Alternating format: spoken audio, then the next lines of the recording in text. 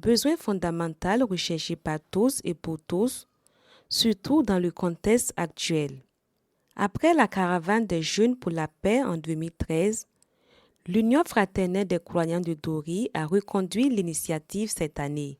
Mais si l'édition passée a sillonné les pays de la sous-région, notamment le Mali et le Niger, celle de 2019 n'a pas traversé les frontières. Les années se suivent mais ne se ressemblent pas. Les circonstances ont bien changé et la chose la plus convoitée actuellement est la paix.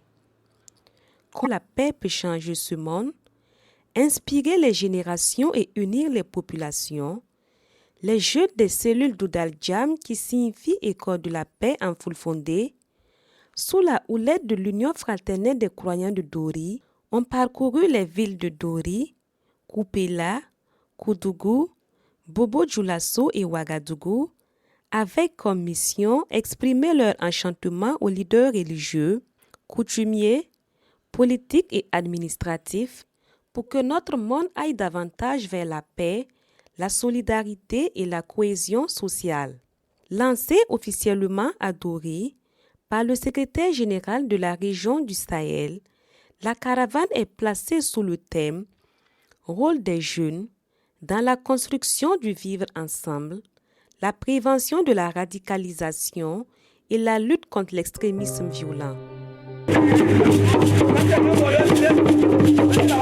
Ils sont jeunes, venus des quatre coins du Burkina Faso et appartenant à des religions différentes, portés par les valeurs universelles de la paix, de l'amitié et du partage. À chaque étape de la caravane, ces jeunes s'unissent et s'entretiennent avec les figures religieuses, coutumières, administratives et politiques sur les thématiques liées au vivre ensemble. Une occasion pour eux de prouver que les divergences religieuses, ethniques ou même d'opinion ne devraient pas être source de conflit, mais bien au contraire une vraie opportunité de s'enrichir.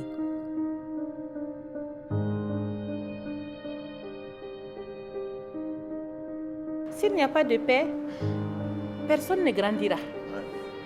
S'il n'y a pas de paix, les jeunes ne pourront pas être adultes demain. Vous l'avez compris. Mais je voudrais vous dire que nous sommes disponibles pour vous accompagner. Nous sommes ensemble. Nous resterons ensemble. Ce qui a été dit ici, pour le beau message qui vient d'être annoncé, je m'engage.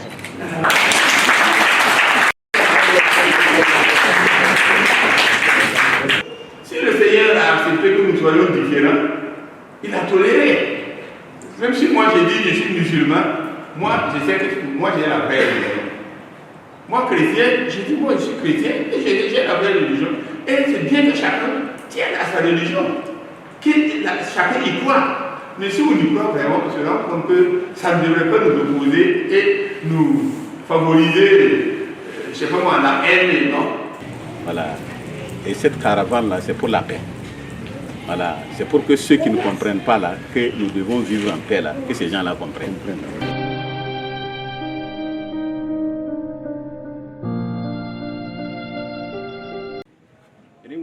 Si nous, religieux, nous ne nous entendons pas, Dieu n'exaucera pas nos prières. Nous devons nous aimer. L'amour appelle le partage et la solidarité. On ne peut pas vivre ensemble sans des incompréhensions par moments. Mais les jeunes, lorsqu'il y a des couacs, ils posent des actes de vandalisme. Ils cassent et brûlent tous les biens publics. J'ai toujours dénoncé cela. Et je supplie les jeunes d'éviter ces comportements afin que Dieu ne nous envoie pas des gouvernants sadiques qui vont nous brutaliser. Les actes ignobles ne vous donnent pas raison devant Dieu et devant les hommes. Puisse Dieu nous permettre de nous comprendre mutuellement. Les jeunes de différentes localités qui se retrouvent au sein de cette caravane pour promouvoir ces valeurs. Parce que ce sont ces jeunes qui constituent la relève de demain. Donc si ces jeunes arrivent à intégrer ces valeurs qui sont nos préoccupations d'aujourd'hui, nous ne pouvons que saluer cela et puis encourager.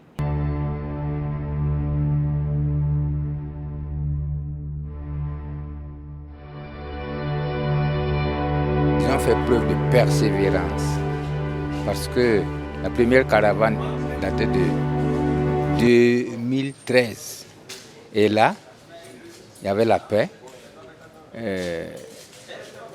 Même si elle n'était pas aussi éclatante, il y avait la paix. Et cette fois-ci, en zone d'insécurité, à travers tout le pays, ils ont relancé pour dire que oui, nous voulons et nous allons réussir. Et ils ont fait le tour et au fur et à mesure qu'ils passaient, eh bien, les gens, les jeunes s'ajoutaient et ils livraient leur message avec joie, sérénité, en renforçant leur amitié. Et c'est déjà le signe de la réalité de la paix. Quand tu arrives à voir en celui qui est avec toi et qui semble différent, soit à partir de la religion ou à partir de son ethnie, et tu en fais un ami, eh bien, vous êtes en train de bâtir la paix. Alors, je les ai encouragés à continuer cela et à ne pas avoir peur de donner ce message, car tous les jeunes se ressemblent. Ils n'ont pas peur et ils aspirent à la paix parce que l'univers de demain est créé par la jeunesse d'aujourd'hui. Nous apprécions hautement cette initiative de recherche de la paix parce que nous servons un Dieu de paix et qui nous recommande à une cohésion d'ensemble, à une paix parmi toute sa créature. Donc cette caravane qui a une conviction de ce que Dieu nous recommande, nous ne pouvons que les accompagner dans la réalisation, j'allais dire dans la recherche de cette paix. Tout être humain est un remède pour son prochain. Dieu a fait de l'homme un être social. Il ne peut pas vivre seul. Le Burkina nous appartient tous et l'avenir à la jeunesse. C'est alors à vous de travailler à ce que nous ayons un Burkina meilleur. Car selon un adage Mouaga, celui qui a échoué en essayant de construire est meilleur que celui qui a réussi à détruire. Que Dieu nous bénisse, que Dieu bénisse votre action, que Dieu bénisse le Burkina Faso.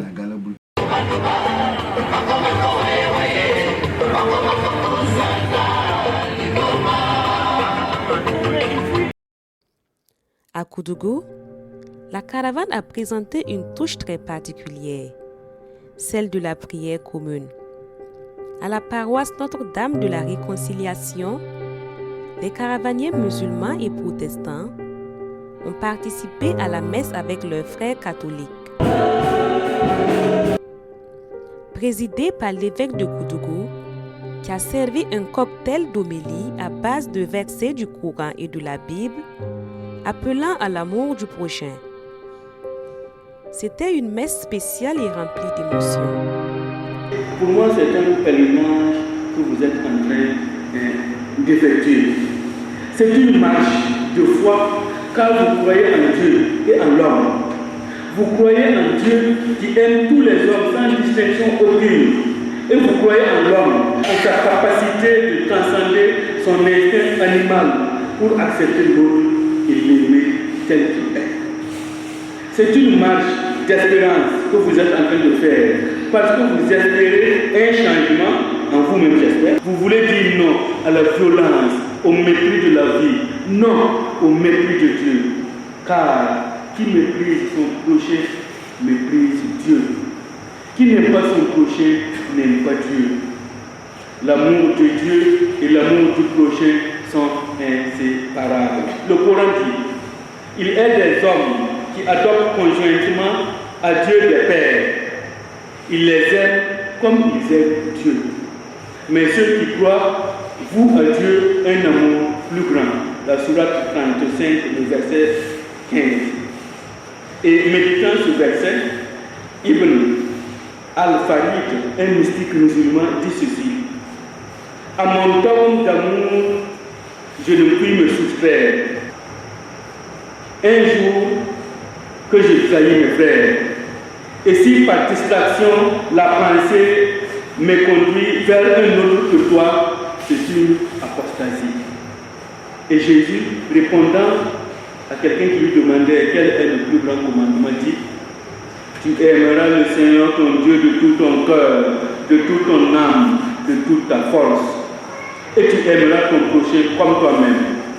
De ces deux commandements dépend toute la loi ainsi que les prophètes. Matthieu 22, les versets 32, 7 à 40. Alors, chers caravaniers et caravanières, Dieu nous a créés tous et toutes par amour et pour amour.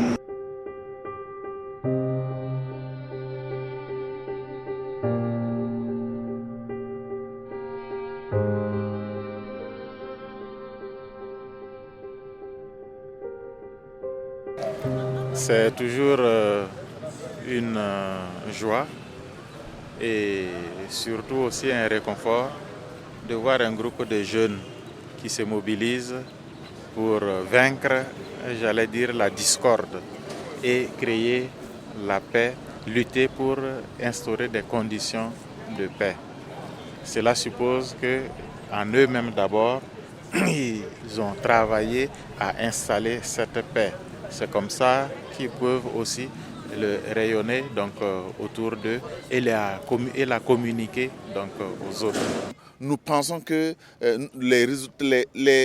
ce que nous avons tissé, ce que nous avons semé dans ces différentes localités va se développer. Donc ça, c'est un résultat important.